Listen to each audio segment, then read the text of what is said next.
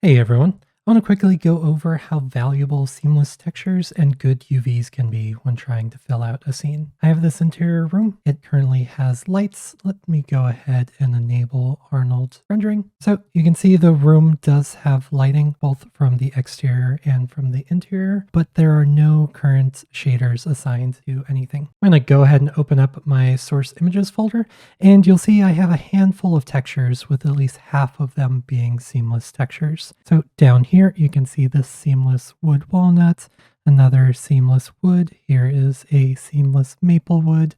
And then I have a couple of different fabrics at the top. Back within Maya, I do have all of these textures already built in shaders. If I go ahead and graph this wood underscore matte, for instance, you'll see that I have this shader set up. Now, the one thing I want you to make note of is notice that I do have all of the file nodes plugged into this single place 2D texture node. We'll come back to that in just a moment and we'll see why that's so important. To begin, let's just go ahead. I think I'm going to just select this nightstand right here. And I'm just going to go ahead and right click this, come down here to assign existing material. And I'm going to assign that wood underscore matte. Now you can start seeing this material on here. Over on the right, you can see the UVs, and all these UVs are completely straight. If I decide that this wood grain in particular isn't going in the right direction, I can choose to rotate it. Notice how I can just rotate this by 90 degrees. And now this wood grain is going vertically. In this case, I do want to change it back and make it horizontally with all the other pieces. Now, the reason why you want everything plugged into a single place 2D texture node, I'm going to go ahead and select this node right here and open up the attribute editor. From here, what I want to do is I'm going to go ahead and change the repeat UV and see what happens. So right now it's set to 1 and 1. I'm going to change this both to 5 and 5. And what you're going to see is this seamless texture is now repeating on the wood. And since I only have a single place 2D texture node plugged in, I only had to do it on this one node versus having to do it 5 times depending on how many file nodes you have. Back on the place 2D texture node, you do have additional properties as well, such as a rotate UV. So if I realize I didn't want these going in this direction, I could change this by 90 degrees. Now notice how all the wood grain is now going vertically. Could also decide to change this to 45. Now everything is going at a 45-degree angle. So in this case, I'm going to go ahead and change this back to 0. Since I do have everything UV'd, I can actually assign this shader to whatever I want. So I could decide to grab this bed and I'll just assign this wood material to it. And notice how it's working just as expected. Can grab the UVs and you'll see right here, I just have these UVs laid out completely flat. And what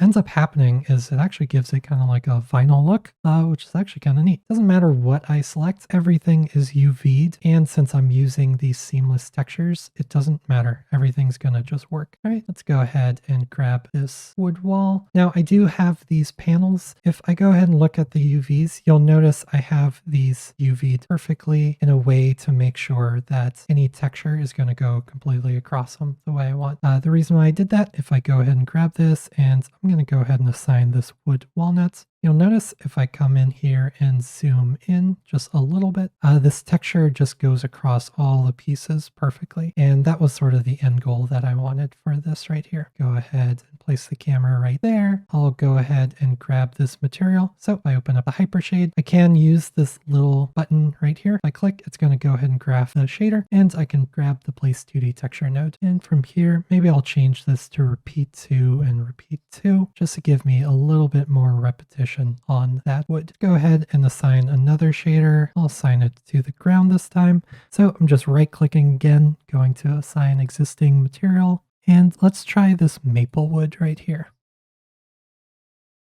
You'll see I do have this texture that has these panels. However, it looks too small for what this is. So just like before, I'm going to go ahead and grab the hypershade. I'm going to grab this shader in the place 2D texture node and just go ahead and repeat this a couple of times. Let's try 5 and 5, see how that looks.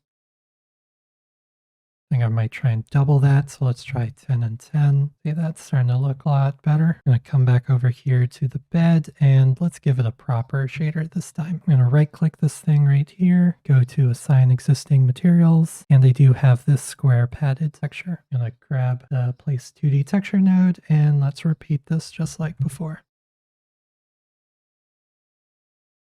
All right, let's do these pillows. So I'm going to grab all of these pillows right here. And I think I'm going to go with this cotton jersey.